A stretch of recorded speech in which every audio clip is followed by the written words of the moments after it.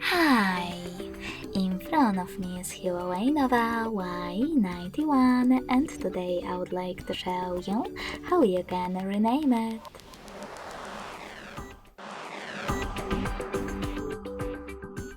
First of all, just open Devices Settings and scroll all the way down to access About Phone section.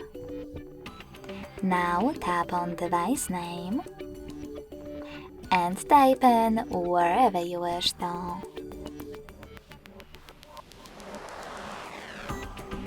When you finished, to save your new name, click on OK.